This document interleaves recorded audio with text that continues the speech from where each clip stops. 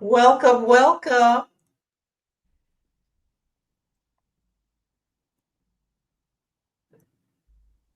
I'm trying to go live on Instagram. Okay. Well, we'll see if I can get Instagram working. Let's see. Hmm. Hmm. See, it says it's connected. Uh,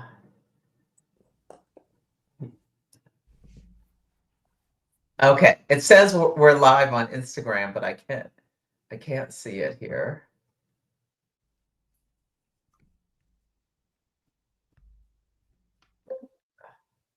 Well, welcome, welcome. Well, you know what? We're just going to go with it where we are. I hope we're live on Instagram as well. But if not, people can come over and watch it here on YouTube. So, welcome to a cosmic conversation. I'm so excited to be speaking with Elizabeth about lunar magic and lunar tales. So, Elizabeth, why don't you introduce yourself to everyone? Yeah, hi.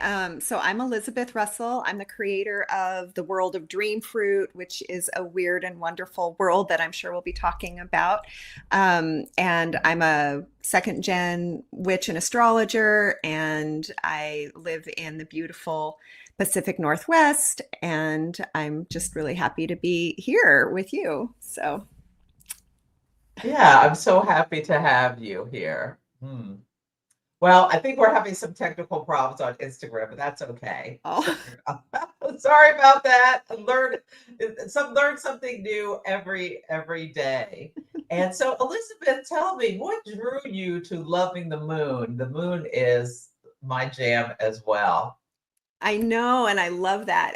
So for me, I think what it was just how well I was getting into my path as a witch in my early 20s and studying a lot of the different things that connect to that. And one of the first pieces of brilliant advice that I got was like, just, it's a big, big animal here that we're dealing with. Let's just bring it down to something that's democratic, universal, observable, and on a daily, and that you can relate to it. And it just, I mean, I'm a Virgo, so if it can become something very salty, very present, very practical, I'm there. And so that was kind of it for me. And I've just been a lunar babe ever since. And I mean, my chart is a lunar chart too, so it was kind of bound to happen. But it just doesn't go away. I just think let's all have this deep relationship with the moon. It's our birthright. She's our grandmother. She's our loving witness to all life on Earth, and so it's like a deep love, and I mean it's hard not to once you dip your toe. Absolutely, absolutely. So you said you're a Virgo. So tell us your moon and rising as well. Yeah, so I have Moon, Mars, and Pallas conjunct in Sag. Um, Oh, it is well, really that brings in the tales. You being a storyteller. Oh, I love yes. that. I know. You know, It took me a while to find that like an expression for it, but it is all hanging out in my eighth house, so it's really really good to do magic with it. And then my Taurus rising.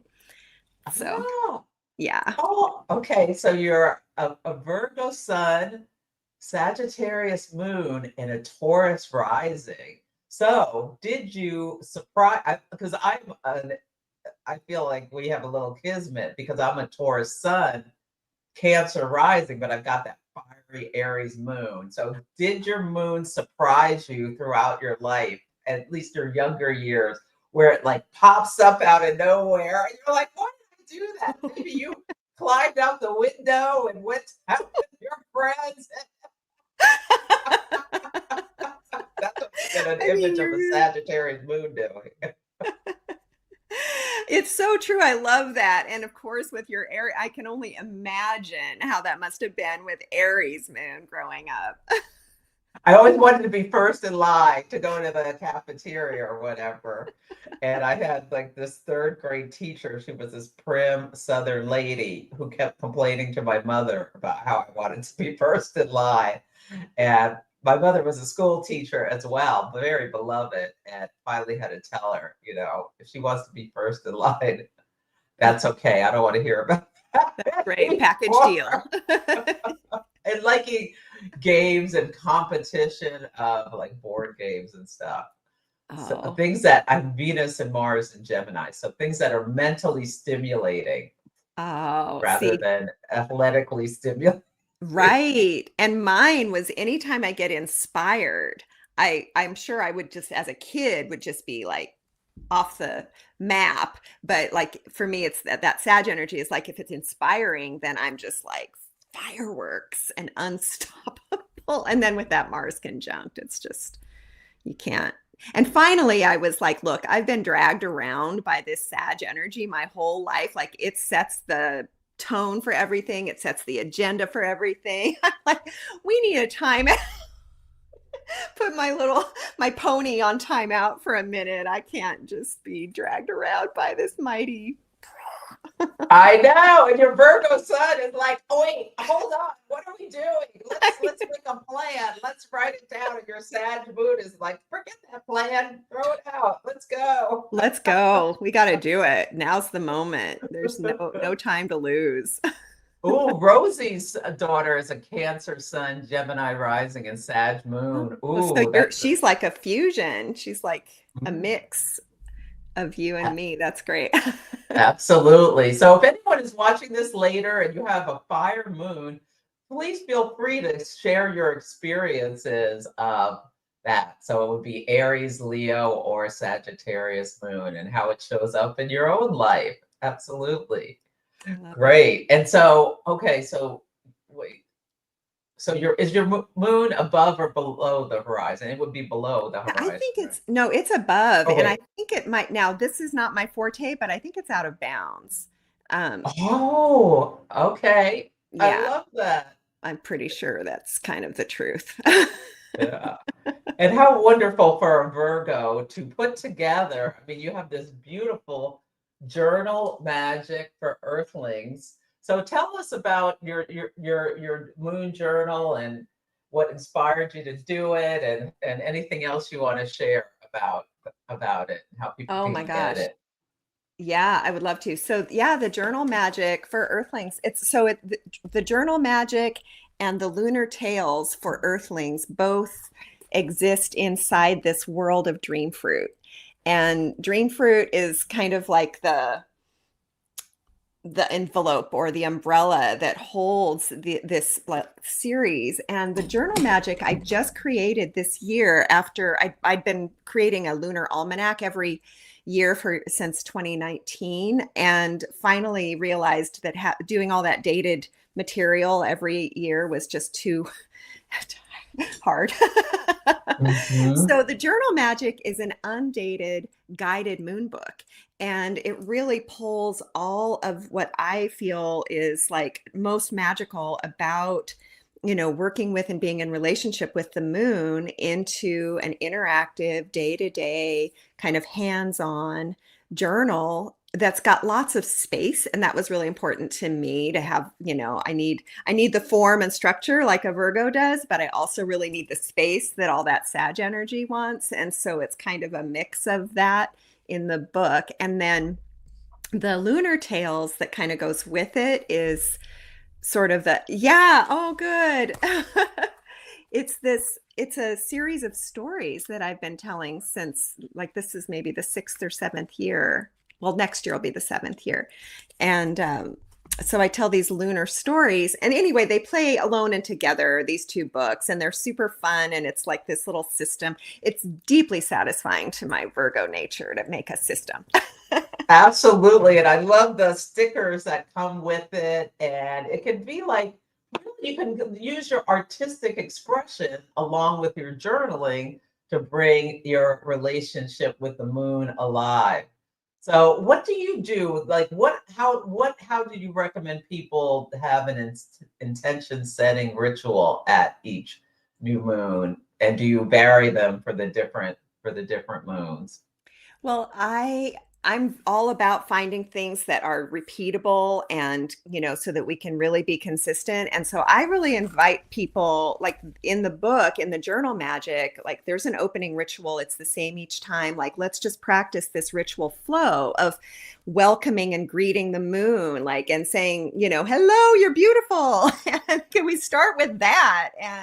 And then like bringing in, what are we wondering about? What's the question we're carrying? And so there's like a 4-step of invoke, hello, and greet the moon, and wonder, what's your question that you're carrying? And then the 3rd step is attuning, like to really just listen. And we can do that a lot of ways: oracle cards, non-dominant handwriting, just dreaming, whatever comes through. And then we say, thank you. Always thank you before we even. So at the new moon, every time I'm just like, let's just step through this kind of invoking and wondering and attuning and blessing and, really reminding ourselves. And this is why in Dreamfruit we talk about Earthlings, just to remember that that's at the end of the day, we are made of this clay and salt and water and wind, and and so when we tune into the natural cycles, this is where the moon magic comes in. It's like it's one way of remembering who we truly are and what we're made of, and that we're part of this cycle and this dance. So that's how I open, for me, like each lunar cycle is just with that simple, and then I close each lunar cycle with Oh, acknowledgments and what worked, like what am I grateful for, wow, like what can I really receive from this time, like, and then we kind of dig into, and what was hard from this time, and really honoring the difficult, and then like being willing, like, well, what changed, how do I see things differently now, and then again, thank you, and how do I go forth in service? And that, Virgo service is always going to be in there. absolutely. Oh, I love that. That's a beautiful way to have a ritual. I do, the same sort of thing at the beginning, welcoming this new time, and going through, a week later, just mentally reviewing what has gone on at the first quarter moon, at the full moon, always witnessing something that is coming up on this axis of whatever the two signs are in the last quarter moon as well. But I should do a closing at the balsamic moon, especially since I was born in the balsamic phase Oh, of the moon. hmm I should I should do a closing thing. That's a beautiful way to reflect back on it. Yeah, it's really integrative. I know we were just talking about that. I mean, I love that word so much because it's like, oh, not, I mean, we have this tendency ever forward, you know, always and forever, forward, forward.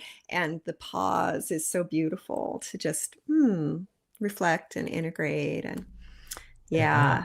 Yeah, and I know I just love that your work and really keys into the quarters, and I call them moon weeks. What do you just call them, the quarters, or Yeah, well, I just the first quarter of Mhm. full moon and last quarter. Yeah. hmm Yeah. And let me show you this. I wanted to offer, like, so in the book, in the journal magic, you might have seen that we have those moon wheels for each month. Yes. And because relating to the moon weeks is like such a big part of the magic. And so each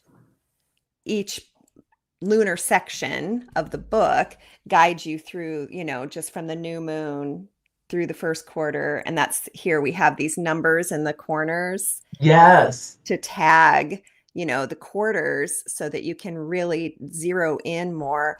But here's how it works. This is the magic. So here's mine. This is just an example, Oh, but how beautiful. I mean, it's become one of my favorite things to do is to plant a seed in the center of that wheel. And I do a lot of layering. This is the journal magic part. I'll like write and sigil and, all the things. And then I'll put something on top to kind of seal the magic.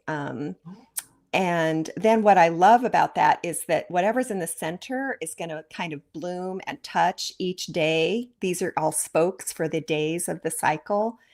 And so the dream is affecting the day, and the day is feeding the dream. And it's just become this wonderful thing. And then I do a tarot card for each of my quarters.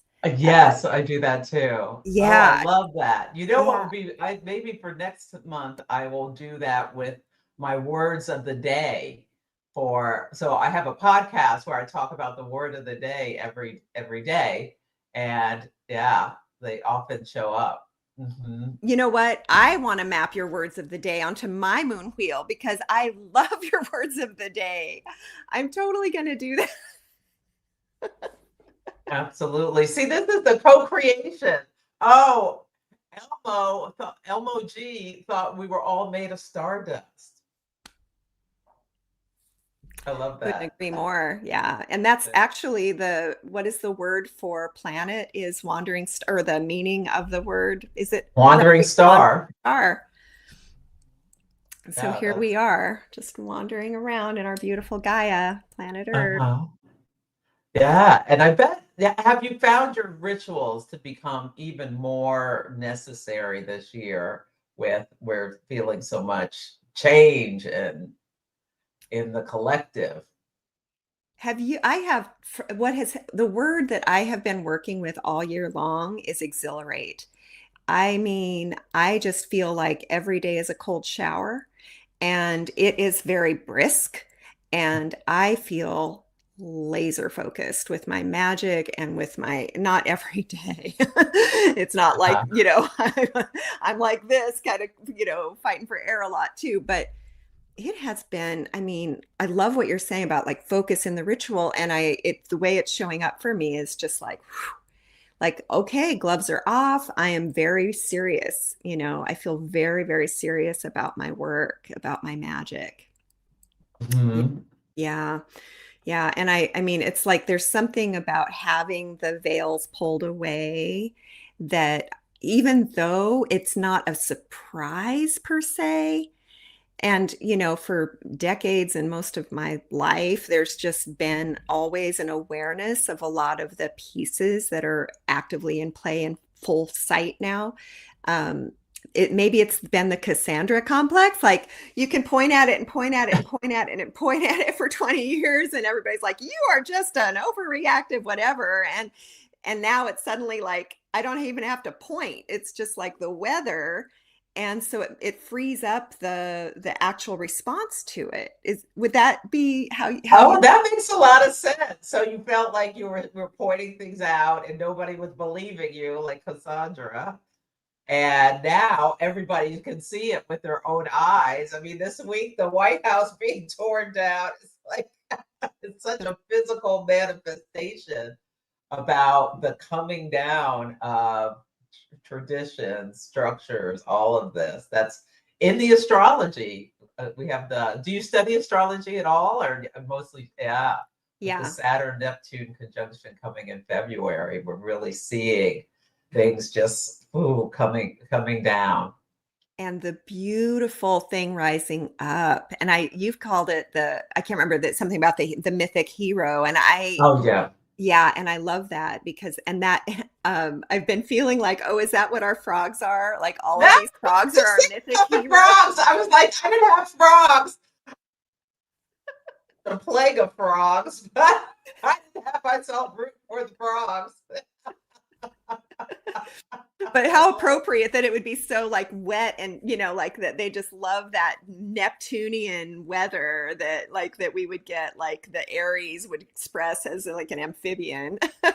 Yes, yes, I love it. I love seeing people deciding what really matters to them. Unfortunately, it's taken, you know, this situation to get people engaged, but people are waking up, engaged, paying attention to what is going on with us collectively as a society, and it's so important.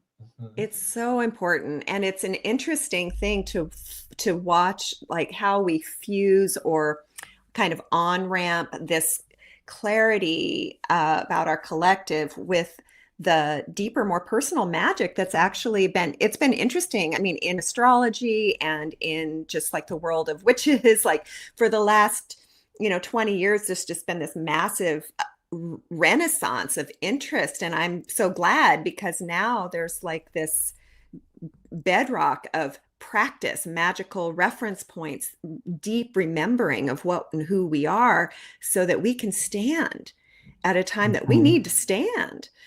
And Mhm. it's just so beautiful to see how that natural, the moment, we're kind of ready to meet the moment with these unexpected tools, the magical technologies. Yeah, that can help us stay grounded despite no matter how chaotic the world gets.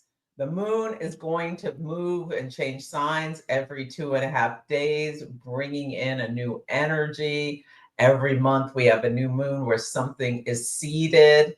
You don't need a computer, AI, anything to connect in with your own intuition and guidance and ground yourself in knowing that these cycles are here and meant to help us figure out internally what we want to grow and let go of. There's a lot of letting go right now. Yeah, and it is. It's such a good teacher for the full cycle of it. Like, Mhm. I love just hearing you walk through it and this knowing. And then when we get to that dark moon where it really is that regenerative time, that sweet in between that we get to really have like the end and a beginning. And just to remind ourselves of that at a time when it feels like end, that there is this sort of liminal time when end and begin blend. And I think that is Mhm. we are Yeah. collectively is in that in between. But just to Mhm. remember that it is a full cycle, that renewal is part of it. There's that kind of other layer of it. That's always been my favorite time in the lunar Mhm. cycle is that, Mhm. between dark and new. Mhm. And I suppose for you as a balsamic baby, that would be kind of your power time or two. Yes, I do love the balsamic moon. And as the light is growing, I love getting to the full moon and seeing witnessing how what was seeded at the new moon comes to fruition at the full moon. Yeah. And watching the astrology to me, I feel like the astrology chart of the new moon, it is a cliff notes of what is coming up in the cycle. It And right now, we had a new moon in Libra, which rules justice, relationships, diplomacy, all these things. But soon after, it was at the end of the sign. It was at 28 degrees, and 29 is the last degree. Then the sun moved into Scorpio, and there's just such a big shift moving into like rising stories, even more of power dynamics and corruption. There was a big gambling scandal and bribery and all these kind of things coming to light. Yeah, so watching how our focus changes is just fascinating. It really is. And I wanted to just kind of go back to that piece about how we start like the I love what you called it the cliff notes. And that is really what got my attention when I started Dreamfruit years ago was just looking new moon to new moon to new moon, just reading the year chart by chart by chart and just seeing, I mean, plus the ingress, the Aries and Libra ingresses of the year. But really the lunar is the lunar story, which obviously I call them lunar tales now, but like that story is incredible in its clarity and what you really see gets seeded. And then that's when I started plugging in the Sabian symbol for each new Mhm. moon. And I mean, Sabian symbols are amazing for how much information is packed into these funny little phrases, these funny little images. And I watch every year, like every moon by moon, these images get unpacked. And even just looking at that, like this one that we're in right now, the Oh, tell people what a Sabian symbol is in case they I don't know. will. Yeah. So the Sabian symbols are wonderful. And what they are, they're a set of 360 images or phrases that were downloaded, psychically downloaded 100 years ago, actually, this year. And it's a really interesting set. So basically, there's an image or a phrase for each degree of the zodiac. For each degree of our sacred circle of the world, there is this sort of key image. And where the moon, does that explain it pretty Yes, reasonably? Elsie Wheeler, a blind clairvoyant, had the images come through and dictated them to an astrologer, Mark Edmund Jones. And the thing that's cool about it is they did it randomly. So they didn't go from one degree to another. I think somehow they They had it had together where index it's like cards. you Yeah. just pick something and then she downloaded. And they when they come to life, sometimes it's like, oh my God, they really speak to what's going on in the collective for the new moons. Yeah, the moon cycles. And I track them for each of the moon For the hard aspects of the moon, new, first quarter, full, and last quarter.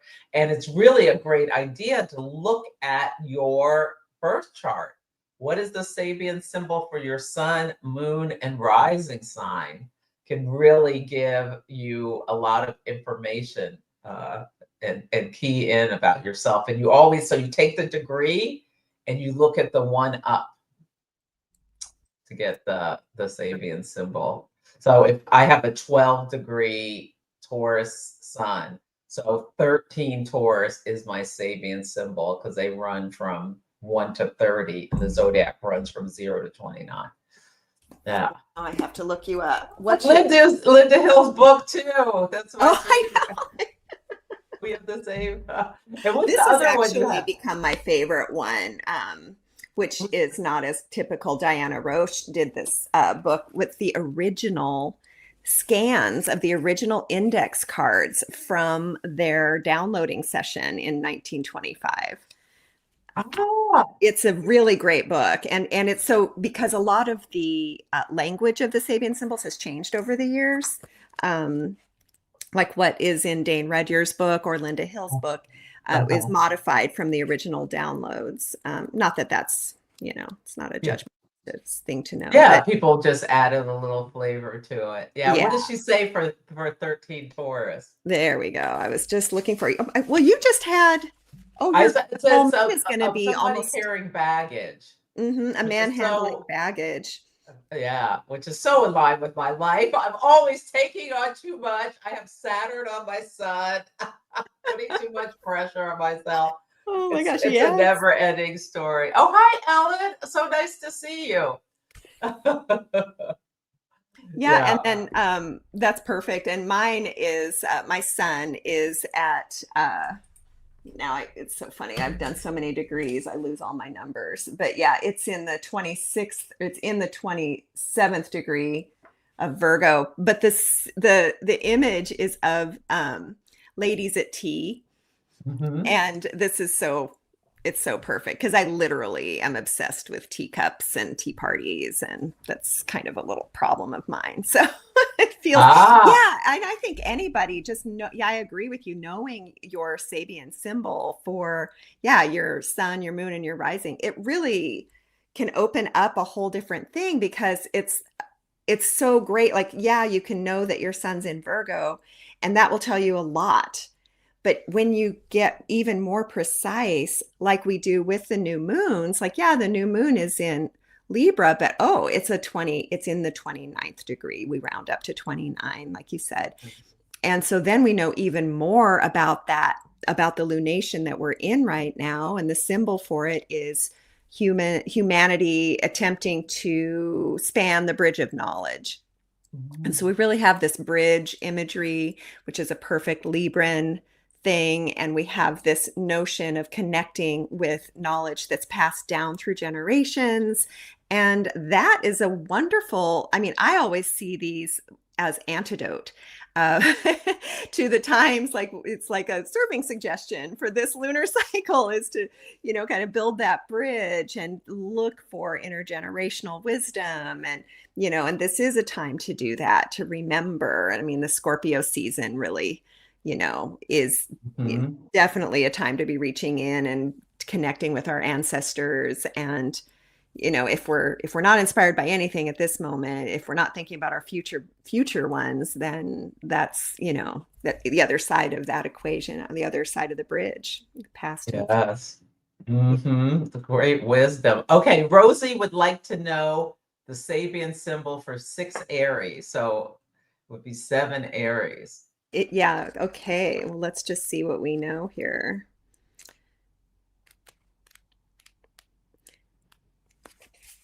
So 7 Aries, a man successfully expressing himself in 2 realms at once. So it's really about proficiency and being able to kind of get your work, kind of like what you're doing right now, is like broadcasting into two. Broadcasting to different channels. So Rosie, think about how you have duality. It says your astrology by Rosie. So maybe you're an astrologer. Do you bring in like it's a degree above? So, oh, your sun is at 7 Aries. So we should have read 8 Aries. Oh, okay. What was the 6? I don't know. Oh, I think she thought we were going one below Oh, rather than okay. one above. I'm telling you, it's like, well, we're in the shadow of Mercury retrograde. So there can be confusion. And, I may have said it backwards. I don't know. So we want to look at 8 Aries because your sun is at 7 Aries. Well, 8 Aries is super fun. It's a large hat with streamers flying facing east. So, of course, facing east, you always get the new energy, the sunrise, that fresh new day kind of thing. And then with the streamers flying on a large hat, I mean, Aries is all about the head and what's Uh-huh. going on your head. And so there's wind, there's a fresh new energy possibility, there's excitation. You probably are always coming up with new inspiring ideas that are going to be set in motion. Yes. And Rosie says, I also do Reiki and pranic healing. So I get that image fits you perfectly. But what you can do with the Sabian symbols is okay. So your sun is at 7. You can think about how 6 is what you came from. 7 speaks a little bit about something in your life now, and 8 is what you're reaching towards. I think that was a system that Linda Hill taught to um, April Elliott Kent or Kent. I always mix up April's names, but I have a video with her that I'll link to the end of this video so people can watch it as well, with another way of looking at and interpreting the Sabian symbols. They are just so wonderful. And that makes sense that both of those fit with you for what you do, Rosie. That's so good. Yeah, I love that. And I feel like the one for this month that you mentioned also speaks to all the things we're going through with AI in terms of all of this. It's like a whole nother, it's taking all the almost everything that's ever been said or created or written down and dumping it into this big receptacle that sometimes spits out things that are helpful and sometimes spits out garbage.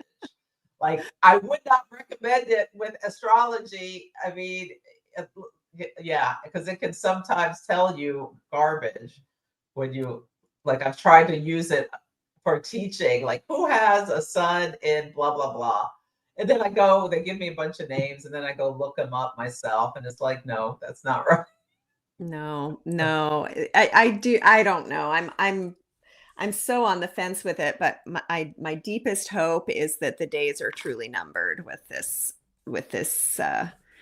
current invention, our most recent golem that we've created as a Mhm. people. Yeah, well, yeah, there's talk about there could be a collapse like the .com where people just get on a boat and to go crazy and then it's like it's not a real thing. Well, I mean, with And Pluto going through Aquarius and then with Uranus going through Gemini, I just feel like, yeah, I wouldn't put a lot of money on that right now. I mean, I'm not that kind of gambler.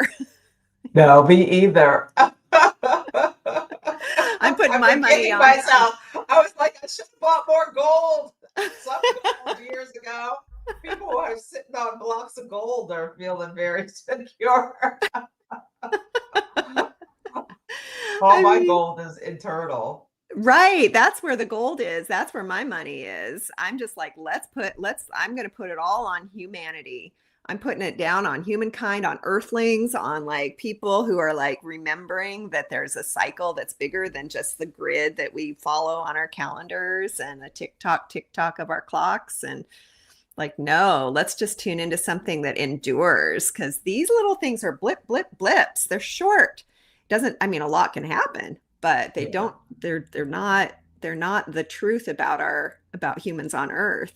Not. Yeah. I It mean, makes me uh, one of the oldest, I've been kind of doing a deep dive into archaeological records because I'm uh-huh. thinking about the blips of present time. And one of the first and earliest sculptures that humans have made that we have a record of is of tracking lunar time. It's just always been there. And it's, Well, you can think about how, like, if you want to sneak up on someone, you do it in the dark of the moon. If you want to celebrate and bring a lot of attention, you do it at the full moon where the sky is dark. Hunting as well is something you want to do when you have light at night. So yeah, people have been on cave stuff. There's those markings.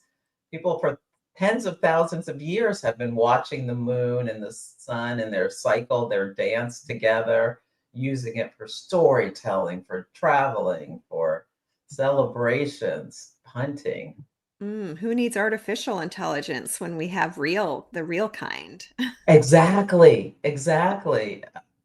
And I don't know. And there was recently, I think it was this spring, where in Europe, it was France and Spain, they had this big power outage. And it was so beautiful to see people just stopped, sat in the square. People were singing together, dancing. I mean, they really know how to do it right in Europe. Here, I don't know how, with certain places, hopefully it would be a similar situation, but just watching people just be and be together in community was so beautiful and not freaking out about the fact they couldn't text or this or that or whatever. Oh, planting crops. Absolutely. Indigo Oh child. my gosh. Yes. The Perfect. moon side. Yes. That's one of the biggest things you use the moon for. Yeah. Yeah. Yeah, and I'll say that the following the quarters, one of the things I really love about what you've been doing is really activating the lunar phase families. Hmm. And I've been I love it so much. And my attention span is not that long. 27 months of like tracking all of the layers of fruition, but it's just a really fun game to work with those families. And so I mean, maybe you talk about it a lot, and I really love it, but letting these cycles inside the cycles, like these larger Hmm. ones and then the micro ones that kind of mark, that we can mark. And so we can, I think that the reason it's less accessible to me is because it's such an embodied, like tracking with the moon is such an embodied form of magic for me. Hmm. And so I can really feel it on the actual in a lunar month. I can really, really Hmm. feel it and see it. And to do the phase families, it's more, this like these larger cycles where Hmm. it's more mental, like I have to keep track in a different way. But I'm wondering for you, like you keep track of, you're a Gemini, that's why. I'm a Taurus, but I have But Mars it's and the Venus Gemini. in Gemini. That's what it is. Yeah. Gemini. So, I don't do every single one, but sometimes if there's a big story, I use them more for planning. Okay, where do I want to be 9 months from now if I'm starting something? What do I want to have grown? Because sometimes we can feel like nothing's happening, but then when you look back and see where you were 9 months ago, it's like, oh my God, yes, so much has changed and so much has grown. And like when I started my podcast, there was a solar eclipse in my 11th house to my sun. It's the Celestial Insights podcast, available wherever you listen.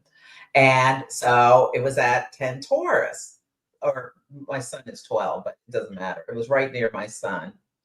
And boom, I made this, started something in a new way of communicating with community. And Mm. then 9 months later, I made a specific adjustment to the podcast. It was in Aquarius. It wasn't the podcast. It was what I did was I started doing these interviews. Like the Cosmic Conversations was the thing that involved the 11th house, how I connect with community, and more. And then 9 months after that, it was in Scorpio at this full moon. And I actually made some changes to the actual podcast and things. And then 9 months later in Leo, the sun was in Leo. The moon is always in Taurus. I hope I didn't confuse too many people. I think I was presenting for ESAR or something like that. It was just, Mm. it's like this full circle thing about me and community. And yeah, so loosely thinking about what house it's in, what sign, you can really see bigger stories come to life Oh, with I the moon is in the same place, but the advancing sun. Yeah, and love. I post these every week here on YouTube, on Facebook, and on Instagram. So they're just, especially if you see an important degree, they're just great to look back, and you can journal along with them if you want. Oh, it's good. But not everyone is like going to be like, oh my God, something happened, like with the podcast stuff. But Yeah, when they yeah. do, it's like, wow. It's so helpful to hear you describe that because I think that that's like maybe just being more intentional with which new moons I'm going to follow the whole family with Mhm. makes a lot more sense than trying to track them all because that would, yeah, Yeah, feel a it little could get a little overwhelming. it could get a little hairy when you're trying to do it, you're trying to do them all. But just intuiting what works. So do you have a favorite deck? Should we pull a card for people? Something Oh, to we think could. about Let's see. during this. We're in, today is the waxing crescent moon phase of there was a new moon in Libra. So what was seated around partnerships, diplomacy, appearance, anything. Yeah. And you know, the other thing about today is the Sabian symbol for the sun today. Uh, Ooh, yeah, is the bottle of spilled perfume, yes. which is a really interesting one. So it becomes a conversation about legacy and where you put your beautiful, essence and how you tend it, or if you set it free into the world. And it's a good Sag moon. It kind of teams up nicely Ah. with the Sag moon today. And Misty Copeland, the prima ballerina, had her last performance yesterday. Oh, wow. So there Yeah. was that, felt so Beauty. Scorpio, like the death imagery, but her life is being reborn in something different. Mm, Mhm. mm. Which deck are you using? I've got the Muse Tarot, Ah, the Chris Ann, I love her I have one decks. of Chris Ann's decks. You have Yeah. the Light Seers. The Light Seers, yes. It's such a good one. What do you have? I am using Osho Zen Tarot. I love this deck. So I'm It's such pulling a a card for this waxing crescent moon in Sagittarius. How do you want to expand your life in relationships to the themes of the new moon in Sagittarius? What do you want to learn? Maybe you want to get the journal so you can really turn your moon work into magic. Mhm. yeah. Well, let's just see what the Muse Tarot has to offer. Oh my gosh. All right. Well, the Five of Voices, which is the Five of Discs or Five of Swords, Oh, traditionally. Yeah.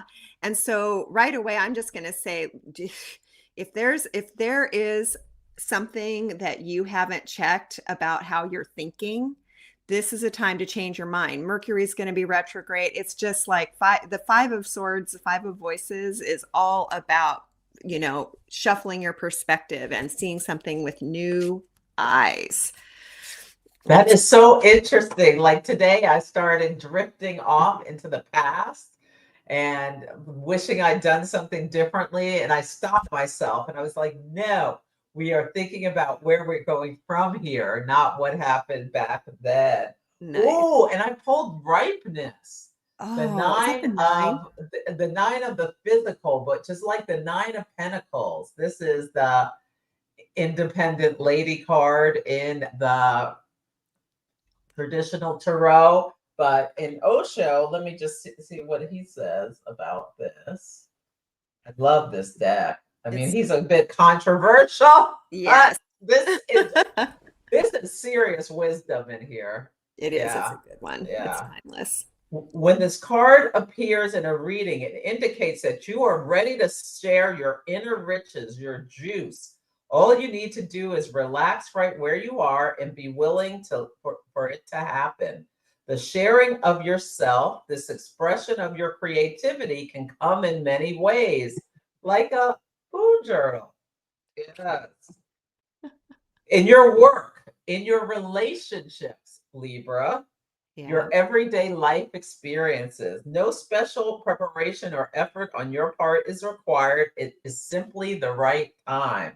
Mm. So think about how you want to share what your knowledge, whatever. In community, we really need, and I need to do this, make an extra donation to the food bank or think about how we can help people who, because SNAP benefits are going away November 1st if these Congress people don't come to an agreement. And this is going to cause a lot of hardship for people. So that's what I'm feeling. This is reminding us if we have enough, what can we share to help others who may not in this time where community is going to be so important over the next several years. It always is, but more so than ever. More so Mm, than never. And I think the two cards together really speak to yeah, that. I yeah. see how, we can become so comfortable in our way of being, our way of thinking, our way of seeing the world.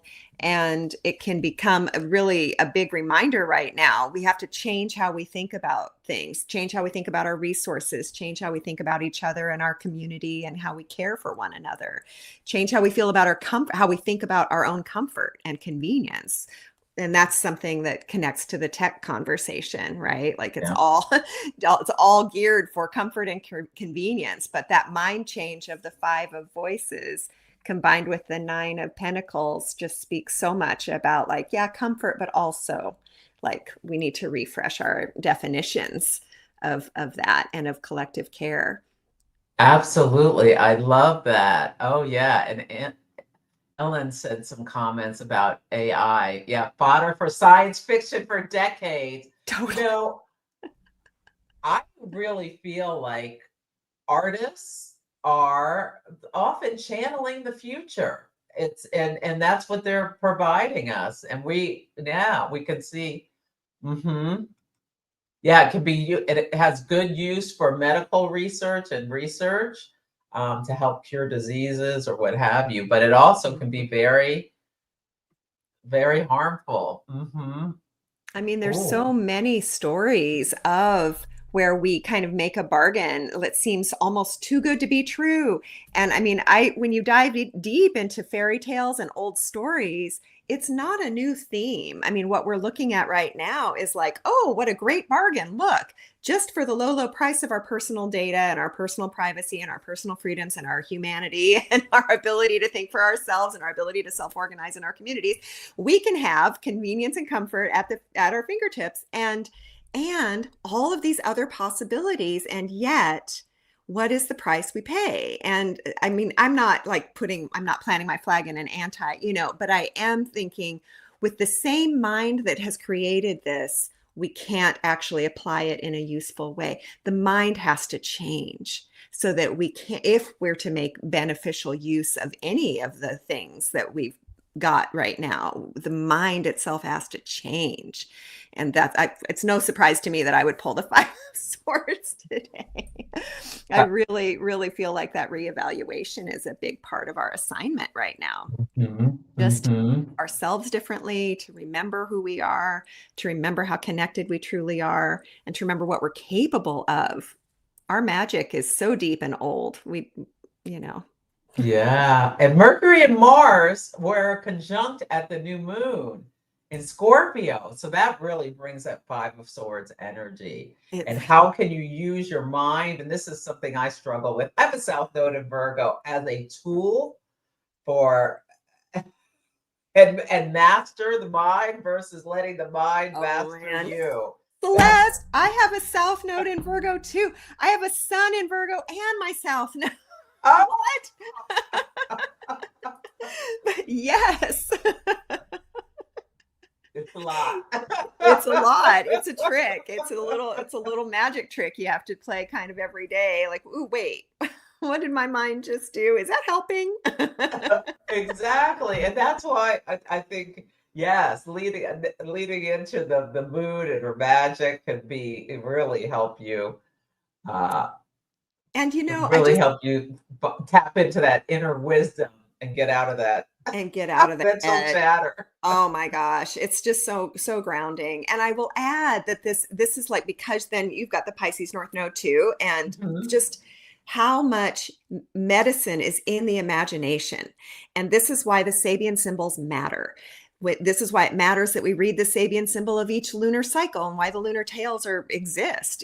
5 years Mhm. of moon by moon lunar tales telling these stories through imagery that is way smarter and way more loaded with actual information and data and wisdom than what we can make up with our minds alone. Symbolism and imagination are a huge component of true magic, and it's like we can tap and let the moon and the Sabian symbols work together to really help us dream forward. And this is like, I really feel strongly about it, because it's like, after years of watching it happen, you can just see, like, if you plant an image in in the center of that moon wheel, or in your mind's eye at the beginning of a lunar cycle, rather than, or in addition to language, but that image will bring fruits that you couldn't even think of at the time that you planted. Do you know what I'm saying? Like, I it's, do know what you're saying. Yes. yeah, Yes. so Tap that into your subconscious mind with images. And when you're out, what are you seeing? Paying attention. What is this? Like if you see, I don't know, a sign and it catches your eye, and what is it saying? What does it mean to you if you see a crow fly or whatever, a butterfly? I always get back to the butterfly. What do you need to transform? What is being, are you moving, which stage of that butterfly oh my life gosh, cycle are you you're in? gonna love next year's Dreamfruit, because there is a lunar tale.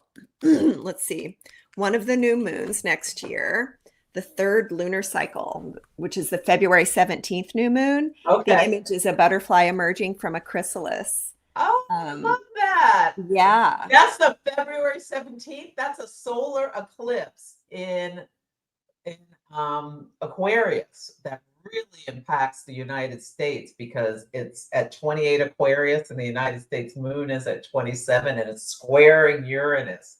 So there is this big energy. Ah, I mean, what is I have to say, kind of to your point about cliff notes, the new moons and these symbols have so much in them. Like, the message of this moon is like, it cannot be contained. It cannot ah, be contained. Remember, you can fly. And this is the thing. Like, right now, we might feel like we're in meltdown if we're really going to follow this chrysalis journey, mhm. and yeah, we are. And just like, it's the Saturn Neptune process of dissolving And yeah, you might just feel like a whole lot of goo, but come that eclipse, remember, you can fly. Remember, it can't be contained. You can't actually lock it down. So you really just want to look. I say for that time, what strange angels do you see on the horizon? You want to look for the strange angels in February of next year with that new moon. Ah. Yeah. Well, with Uranus, they could be coming from another planet. I know, totally. Well, this has been such a joy talking to you, learning more about your work. So tell people where they can find you, anything else you want to share. Oh, absolutely. Well, please, you can look for me at dreamfruit.world is where you can get your eyes on the journal magic or on the Lunar Tales for Earthlings. Both of these are going to equip you to follow the story of now, moon by moon, with your imagination and magic intact. And that is what I believe is like part of the medicine of the moment. So dreamfruit.world is definitely the place to go. And right now I'm doing my pre-orders for the 2026 Lunar Tales for Earthlings. And I would love to get those out. Honestly, I just have to say, like, I chose this color for the cover. I love that color. It is so hopeful. And when I read the Yes. story for next year and wrote the story for next year in here, I was shocked at how much hopeful imagery there was compared to, I mean, writing this year was brutal. And it was really hard. Like last summer when I was writing this year's tales was very, very difficult because there was like, how do you look for the medicine in this?